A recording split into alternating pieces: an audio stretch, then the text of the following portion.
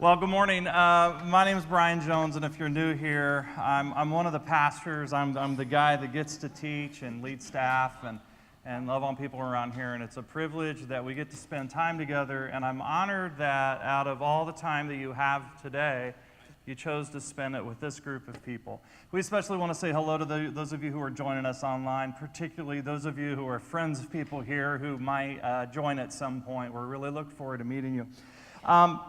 I want to start out by having you lean over to the person next to you. And I'm only going to give you like 5 to 10 seconds to do this. I want you to share what has been the happiest, most euphoric, best moment for you over the last 10 years. Just as soon as I ask this question, what's the first thing that comes to mind? Lean over and tell them. Can you do that?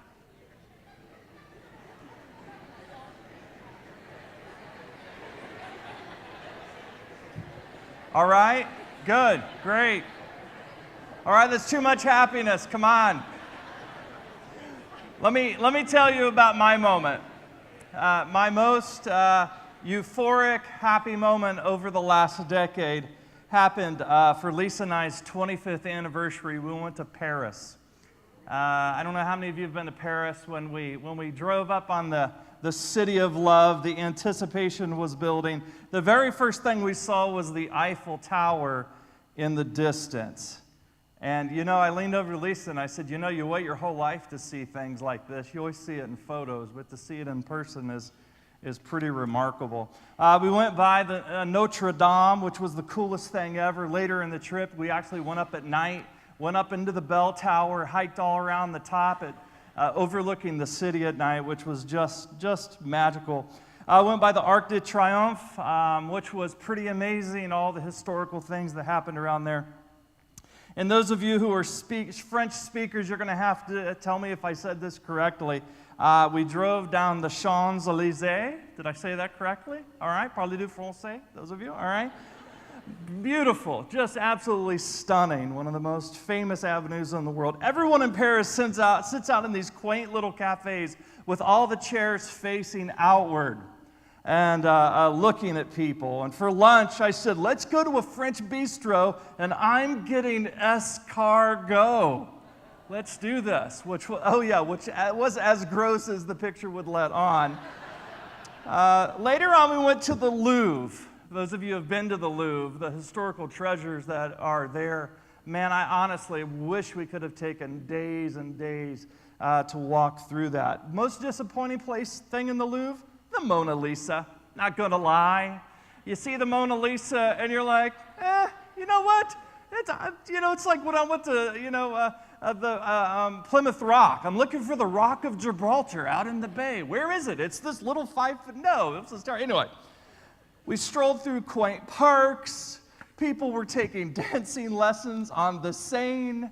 And then it was kind of emotional. We went past the Princess Diana Memorial, the underpass where she tragically lost her life. Right above it, they have a flame which stays lit all of the time. Going to Paris on our 25th wedding anniversary was everything we thought it would be and more. But that wasn't the moment. That night, when we got to Paris, our tour guide said that she was going to take us someplace special to be ready.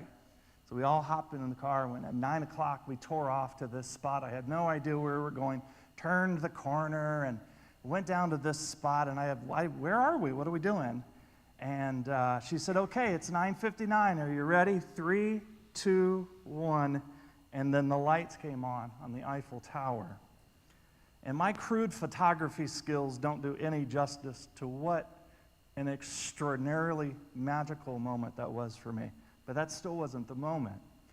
The moment was when, like a kid with a crush on the cutest girl in school, I handed a camera to someone next to us. And again, I apologize for their photography skills, but this was the most magical moment in the last decade of just being with Lisa. And, I felt incredibly alive, and I fell in love with my wife all over again for who she is.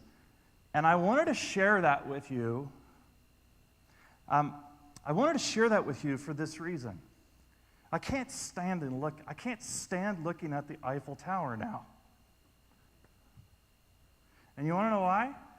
Because nothing I ever do compares with that moment. Surely, yeah, my wedding day was amazing. The birth of my children were amazing. Bawling at my daughter's wedding was amazing. Those were all transcendent, significant, much more significant than being there at the Eiffel Tower. But the reason I bring this up is that we're taught from a very young age is that there are actually two radically different versions of our lives. The first moment is what I'm just going to call, for lack of a better term, moments of incredible awesomeness.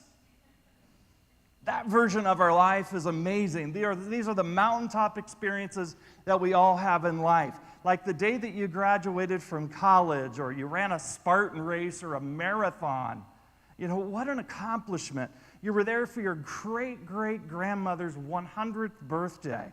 Or like today, the magical moment when after the service, one of you is going to walk up to me and hand me your 40-yard line tickets.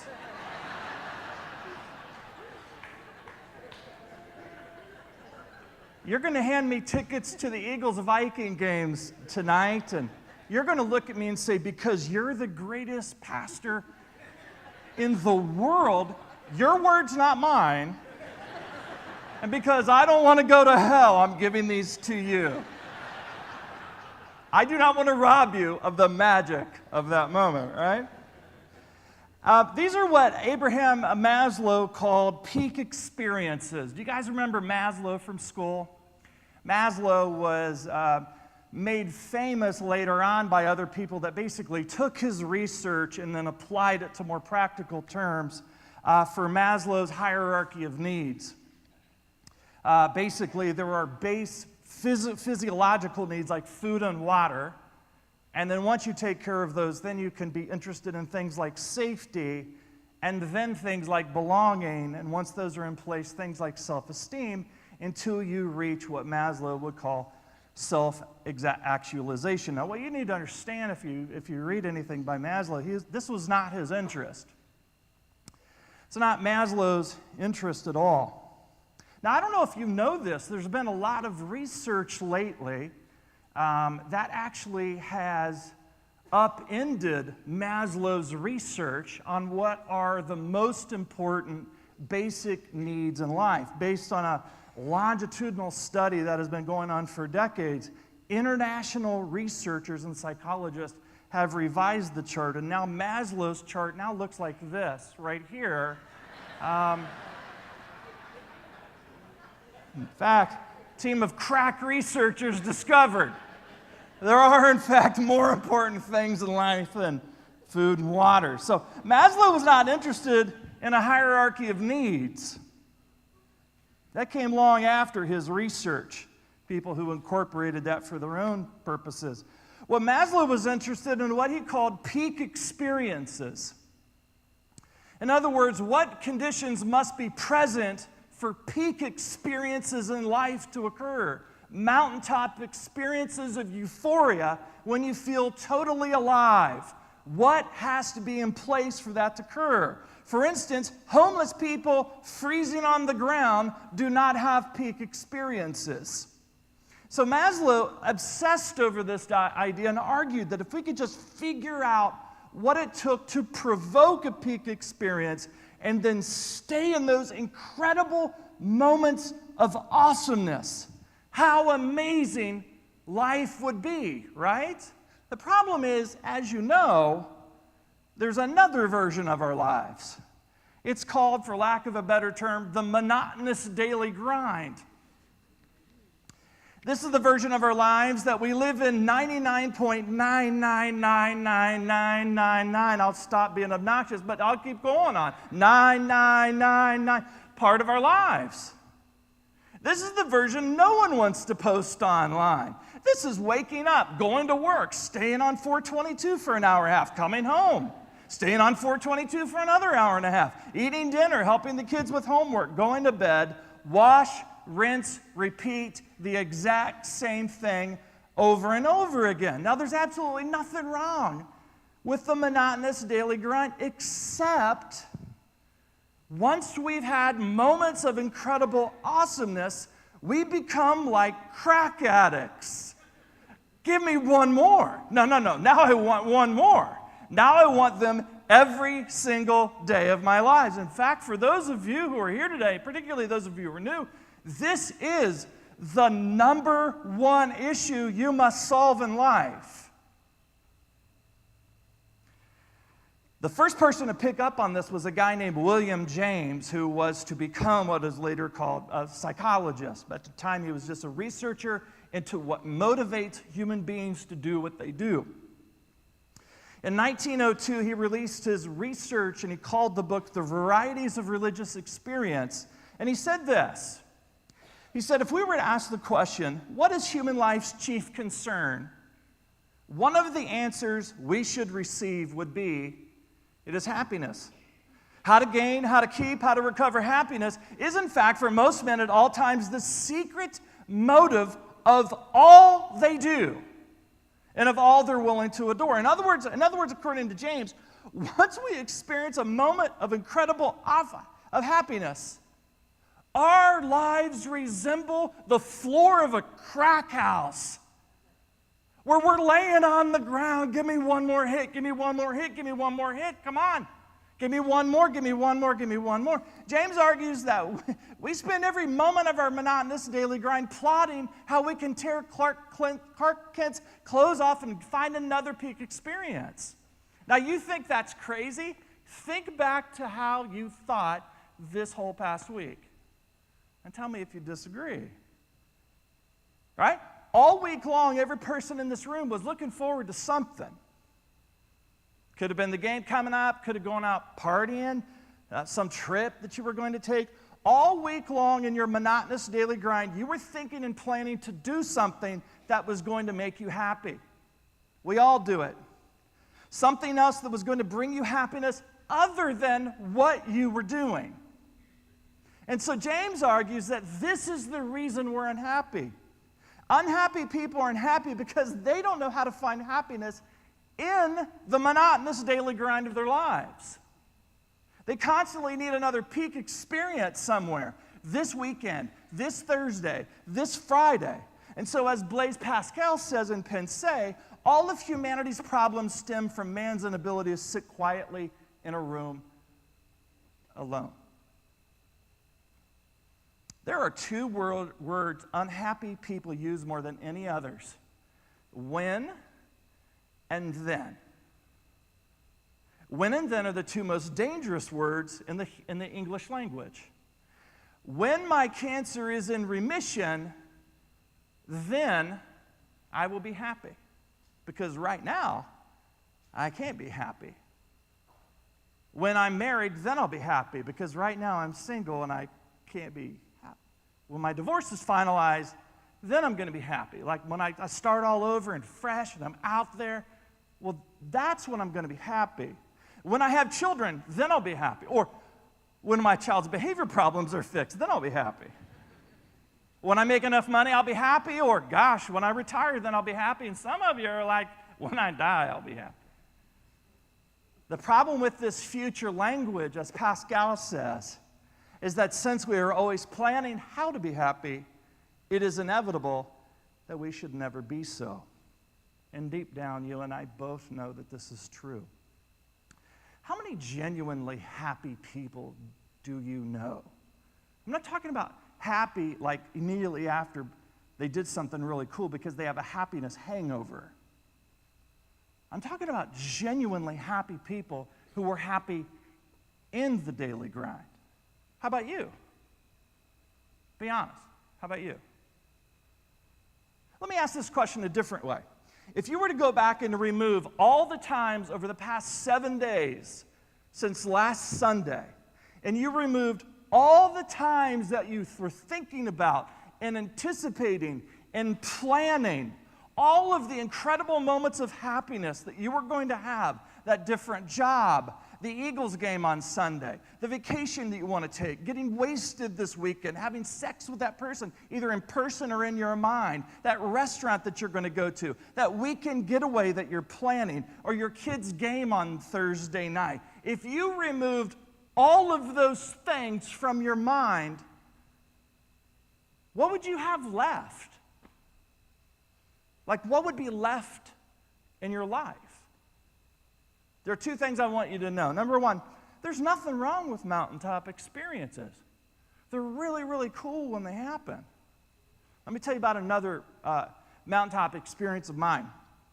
2015, we went to visit one of our mission partners in Kenya. For those of you who are brand new, one of our passions here as a congregation is to rescue and protect at-risk children around the world. So for those of you who are new, there are hundreds of families here that support children around the world.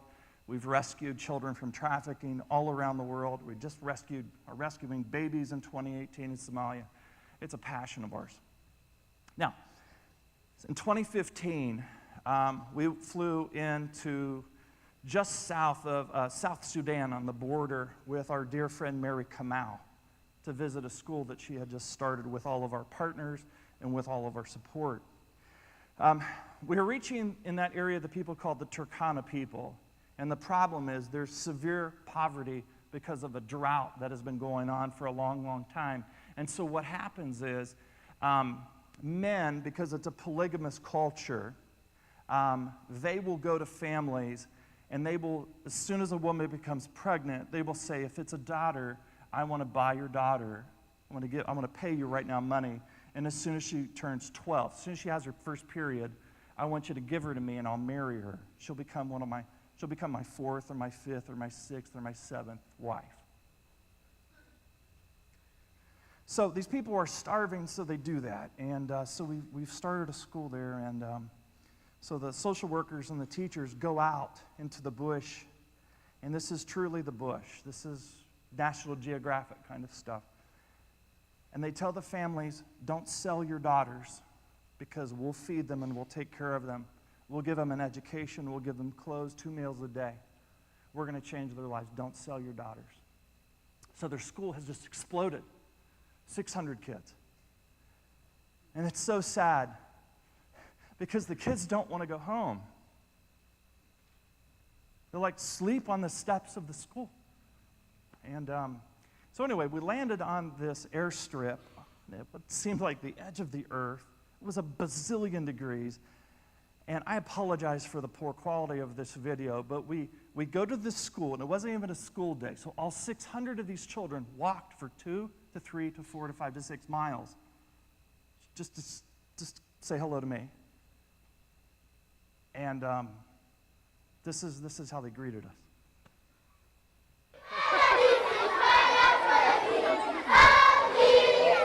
Hands out! Elbows out! Knees bent! Stomach out! Oh, they're so adorable. One eye closed! Stand out!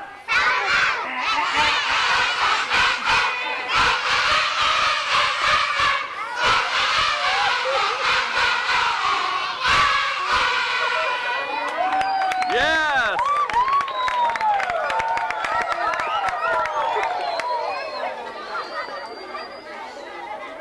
So, just a quick side note. Thank you to those of you who give to the Next Gen, because you make that happen. You've made that happen. Now, here's the thing. Mountaintop experiences are great when they happen. A lot of you have been on mission trips, and you've gone other places, and you built homes, and you've gone to camps, and you've done events, and you've been a part of groups, and they're amazing when they happen. But they're to be enjoyed like a sunny day. It's great when the sun comes out. Enjoy it. But when it doesn't, that's okay, because life is going to go on. What I'm doing today is not dependent on whether or not the sun comes out.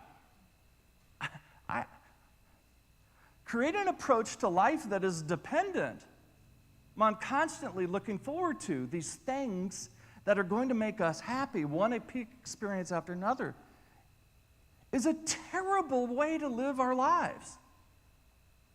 In fact, it's the exact opposite of what creates genuine happiness, of what we're going to talk about. Genuine happiness, like we're going to talk about next week, isn't dependent on anything.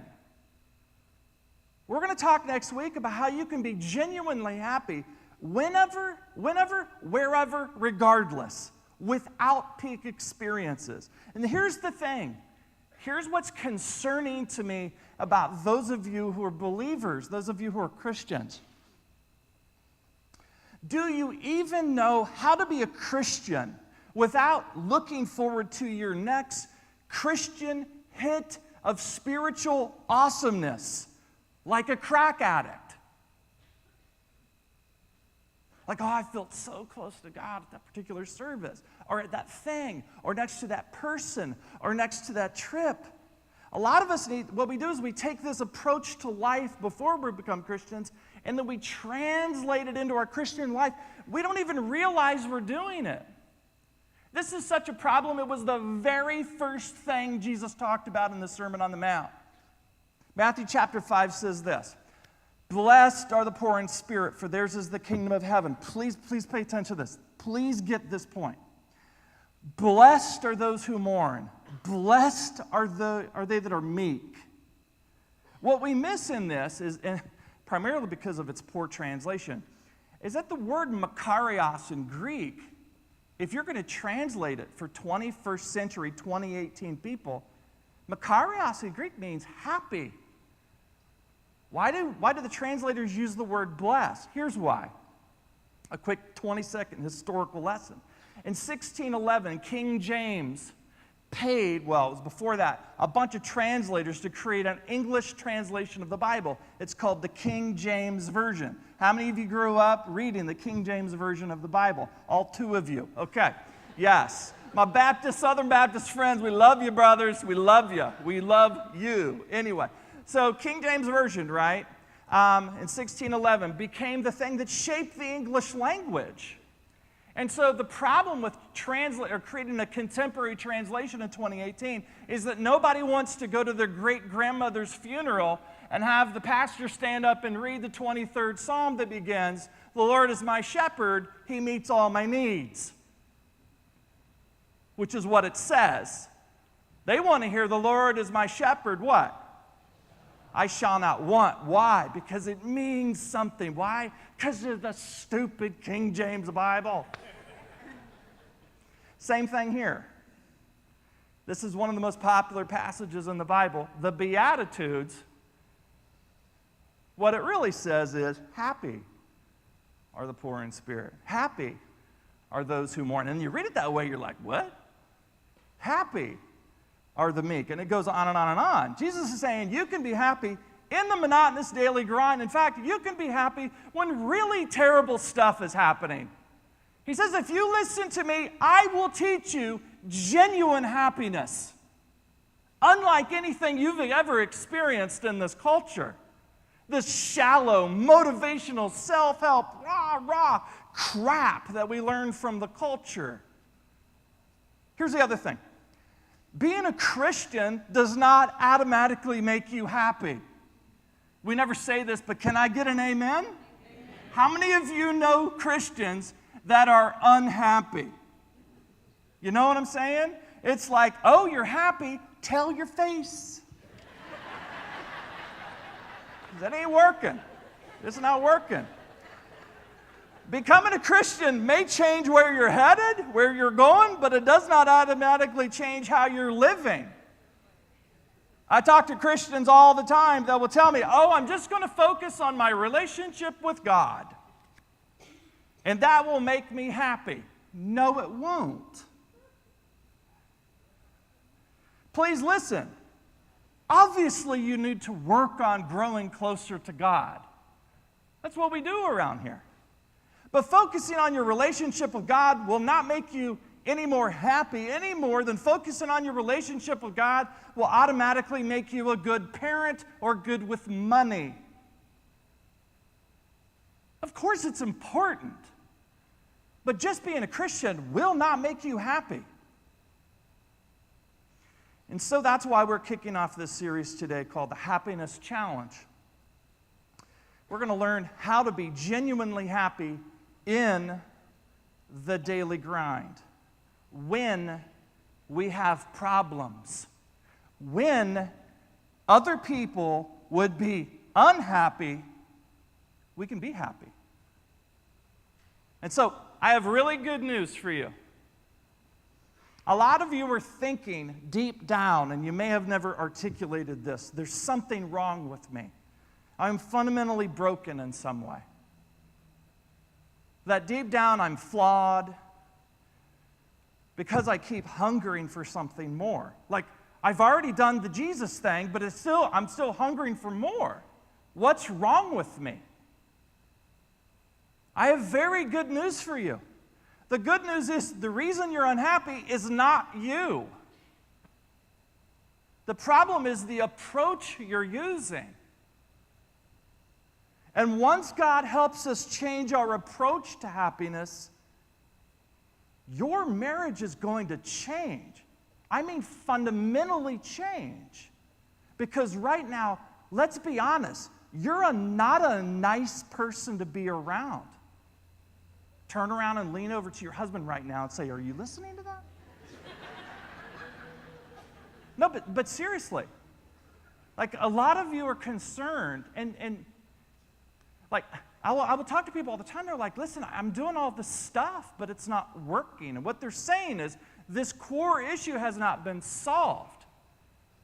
And please hear me. Let me say it again. Focusing on your relationship with God will not make you happy any more than focusing on your relationship with God, getting up in the morning, doing your devotionals, is going to change your behavior automatically as a dad. Will it help? Of course it will help. Is it fundamental? Of course it's fundamental, but it's not going to fix it. So here's my big ask. I want to ask you to be here for the next 3 weeks. Please be here for the next 3 weeks. I know some of you are visiting here today for the very first time. And you're going to catch me afterwards. And you're like, listen, my friend brought me. This was just like a one-time thing. My friend set me up on a blind date with CCV, and you want me to get married, right? We're not asking to marry you. We're not. All we're saying is you're already in the series, and we promise you that the material that we're going to cover is going to be practical and helpful, and I promise you, you have never heard it anywhere else, period. Not in any church, not some TV show, not the best of Joel Osteen or Oprah. Parents, please be here. Those of you who teach in our Valley Kids, those of you who coach in our middle school ministry, our ministry to high schoolers, if I hear about one more kid wanting to kill themselves, I'm going to go nuts. You tell me this isn't important? So today we talked about why we're unhappy. Next week we're going to talk about how to be genuinely happy. Genuinely happy. The kind of happiness that Jesus talked about. Whenever, wherever, regardless. Let's pray.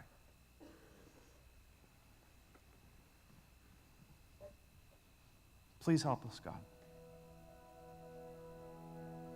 We've put on Saul's coat of armor, and it doesn't fit, and it doesn't work. And we need your help. We yearn for something. Many of us already have you, so we know it's not that.